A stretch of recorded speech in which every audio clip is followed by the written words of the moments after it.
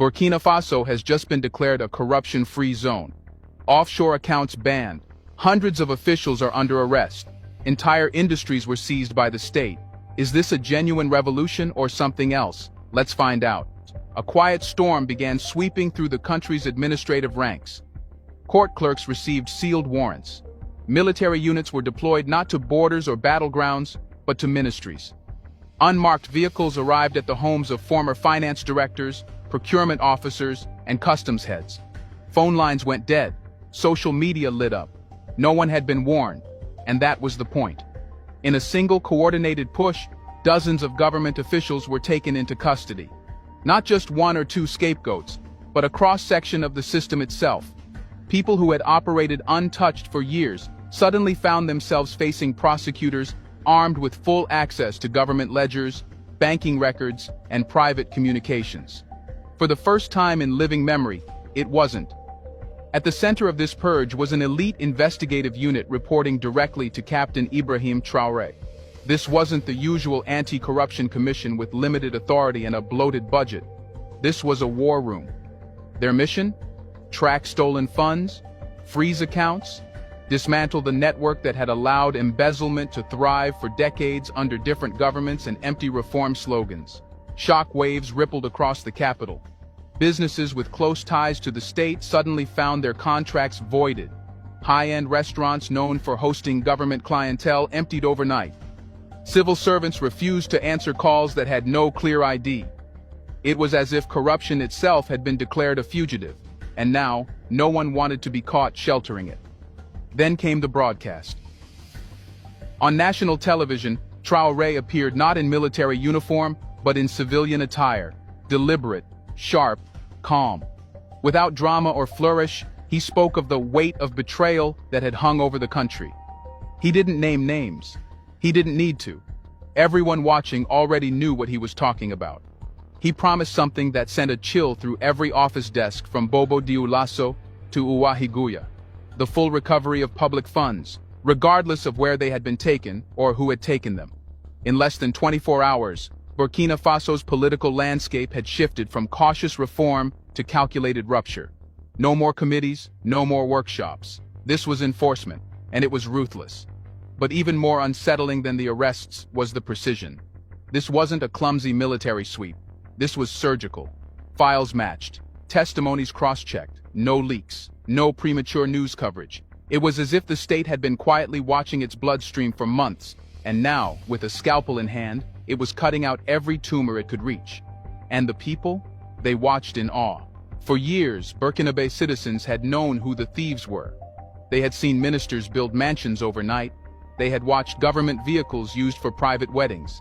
They had lined up in hospitals without electricity while billions vanished into foreign real estate portfolios. And now, they were seeing something almost mythical: consequences. But beneath the celebration, a question loomed like a shadow. If this was only the beginning, then what had been hidden all this time? Who else was involved? And just how deep would Traore dig? Let's pause for a second to say, big thank you to the Black Culture Diary community, where Black voices, stories, and legacies are preserved and amplified.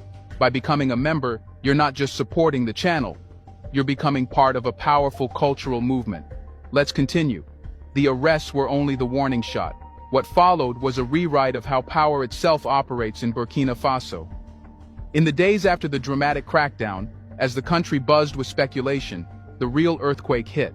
A series of emergency decrees rolled out from the presidential office, each one more transformative than the last.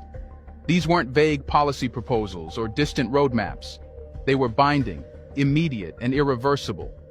Traore hadn't just shaken the tree, he was uprooting the soil beneath it.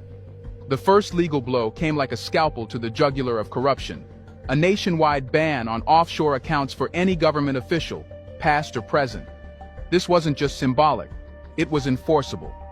Overnight, banks across the country received strict orders to freeze any suspicious transfers. International partners were notified. Foreign missions were asked to cooperate or risk diplomatic embarrassment. For a country that had watched its fortunes disappear into the shadows of Swiss vaults and Dubai towers, this was historic.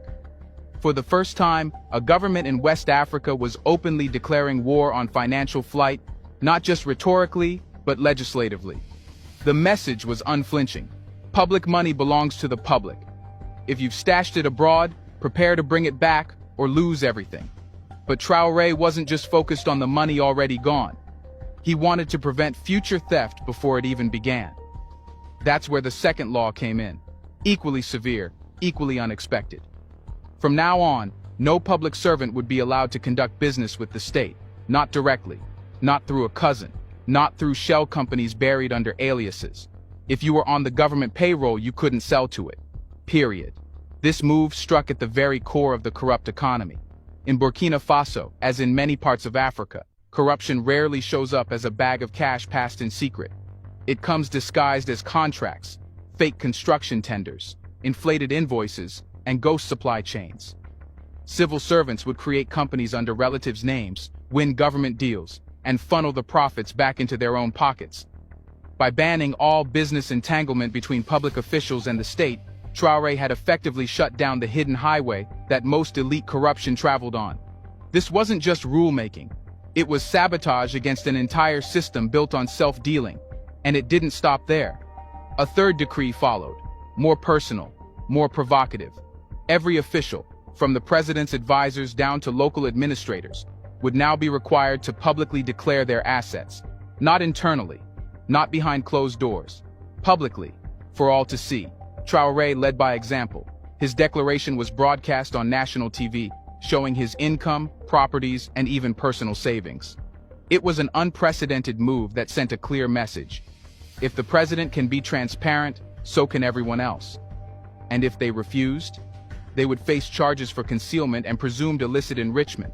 The speed and aggression of these laws left little room for escape. There were no transition periods, no grandfather clauses. These weren't reforms meant to please international donors or appease activists.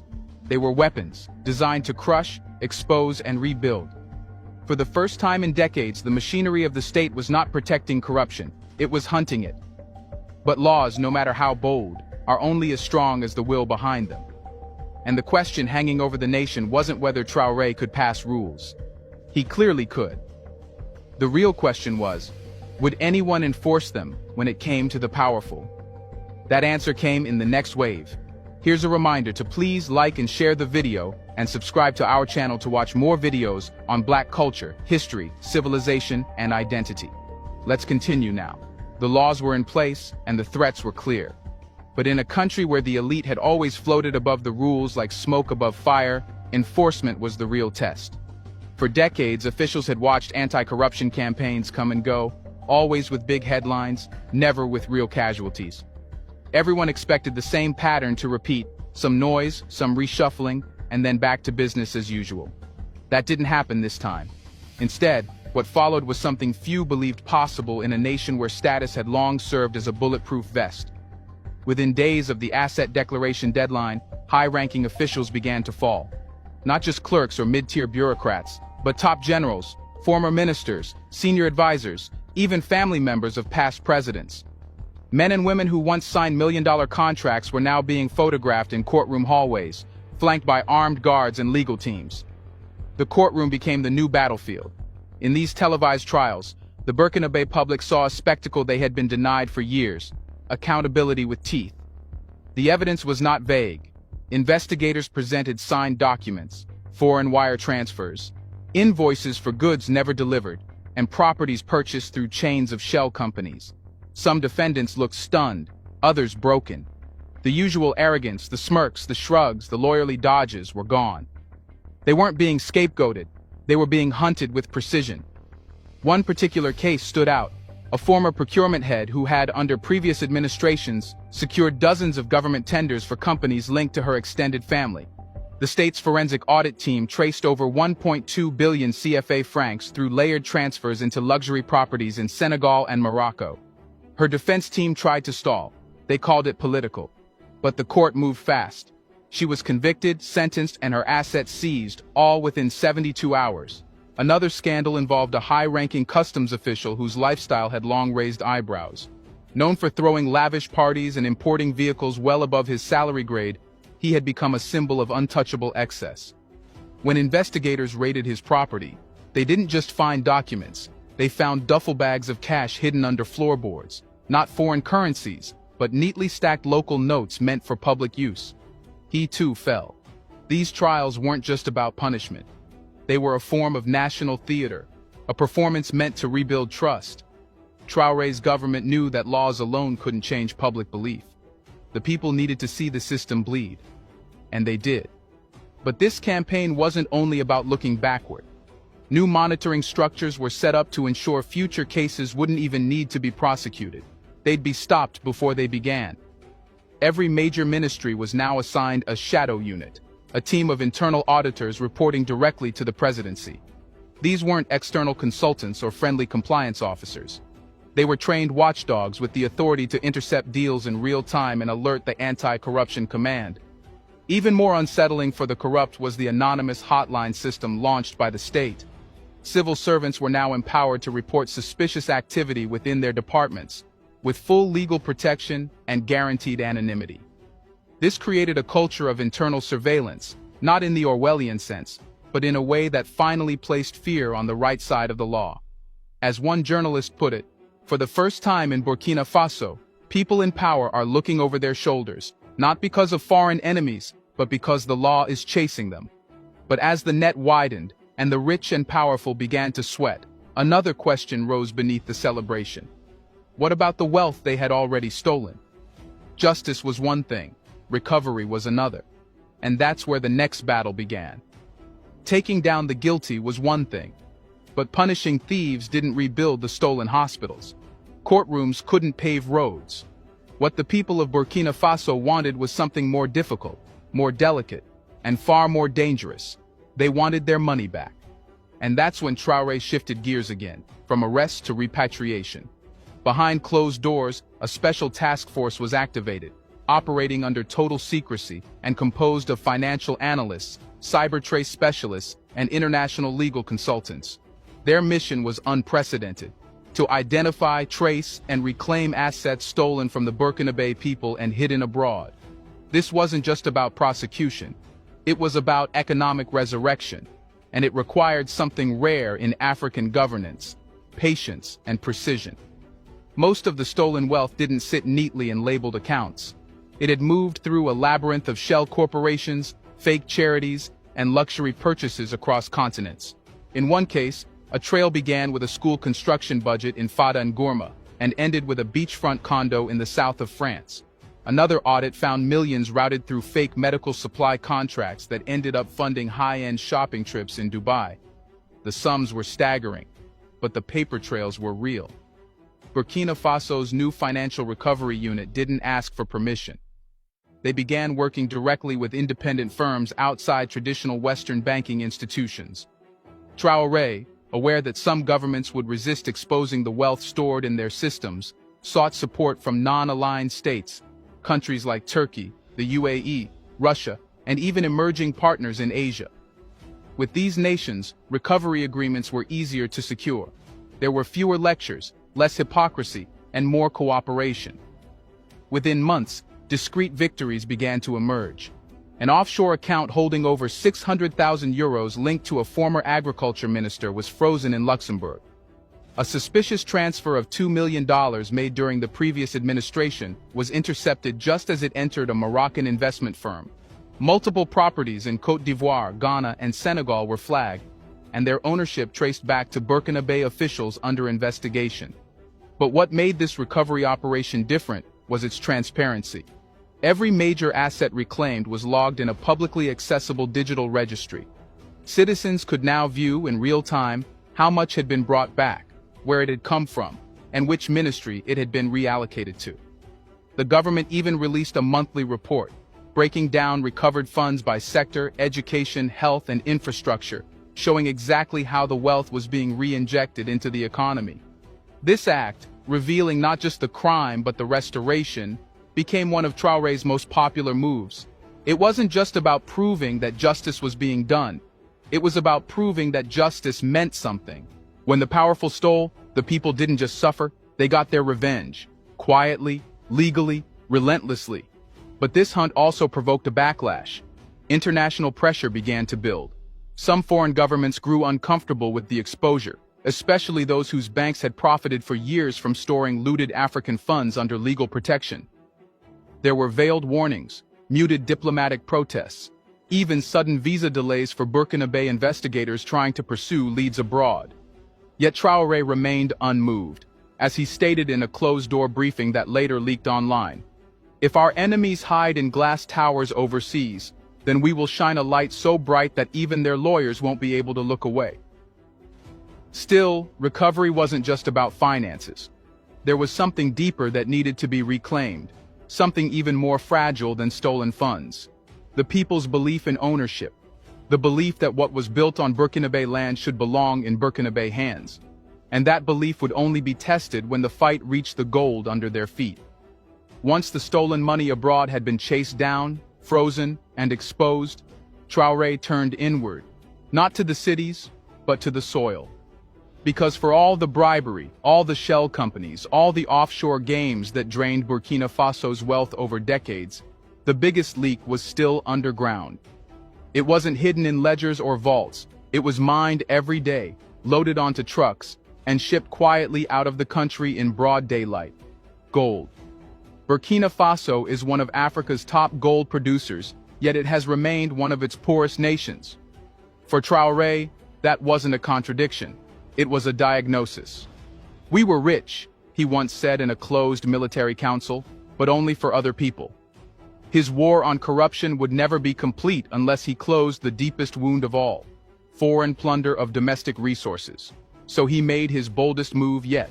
One morning, with no advance notice and no public fanfare, Traore issued a classified directive, an immediate halt to all new foreign gold export licenses. Every existing contract was ordered into an audit. Mining zones with ambiguous ownership or suspicious revenue declarations were seized by the state. Multinational companies with decades of control over local mines suddenly found their operations suspended. There was no negotiation. The country's wealth, Traore declared, would no longer be traded for handshakes and promises. "By the way, we have launched a merch that honors the African leaders who are taking a stand for Africa. Check them out, to show you also stand with loyal sons of Africa, no matter where you are." Coming back, this wasn't nationalization by press release. It was nationalization by action. Soldiers were deployed to secure high-value mining sites. Satellite surveillance was activated to monitor illegal transport routes. A new legal framework was drafted that reclassified gold as a strategic security asset, placing it under the protection of the armed forces, not just the Ministry of Mining. But perhaps the most revolutionary aspect wasn't about shutting others out. It was about building something entirely new. In the heart of the Sahel, construction quietly began on a gold refinery owned and operated by the Burkina Faso state. It was to be the first of its kind in the country's history. No longer would raw gold be exported unrefined, losing billions in value to processing fees abroad. Now, Burkina Faso would refine its wealth, regulate its pricing, and retain its profits. This was economic decolonization in its most literal form. Inside the refinery's blueprint was more than just infrastructure. It was sovereignty in steel and concrete. Engineers were sourced locally. Contracts were transparent. International advisors were welcomed, but only those without prior ties to companies that had extracted from Burkina Faso in the past. The message was unmistakable. This wasn't a favor from foreign capital. This was ownership. And it wasn't just about money. Gold had become a symbol, not of prosperity, but of betrayal. Entire villages had watched as foreign trucks rumbled past their crumbling schools and dark hospitals, carrying away wealth that never returned. Now, under Traore's reforms, those same communities were being offered something radically different: equity. A portion of refined gold revenues was earmarked for regional development funds. Labor quotas were introduced. Schools near mining zones were prioritized for new infrastructure. But with this reclamation came resistance. Former contract holders began lobbying foreign governments. Some accused Traore of economic nationalism. Others warned of sanctions. International mining lobbies began publishing reports, painting Burkina Faso as unstable and unreliable. But inside the country, the mood was different. For once, the ground beneath their feet felt like it belonged to them. This final act wasn't just about ending corruption. It was about creating something more permanent than prosecutions or policy. It was about rewriting the story of who owns Burkina Faso's future. Not a president, not a company, not a donor, but the people. And now, as the dust settles over locked vaults, fallen ministers, reclaimed land, and revived confidence, one final question remains. Can it last? Do you think it will last? Is Traore building a legacy or making enemies too powerful to fight? Let us know in the comment section. If this is what justice looks like, why don't more leaders try it? Do you want to watch more videos like this one? If so, subscribe to our channel and press the bell icon next to it. We have decided to bring videos on something nobody talks about: the Black culture, civilization, history, and evidence about how glorious Blacks have been. Thanks for watching, and until the next video, stay tuned.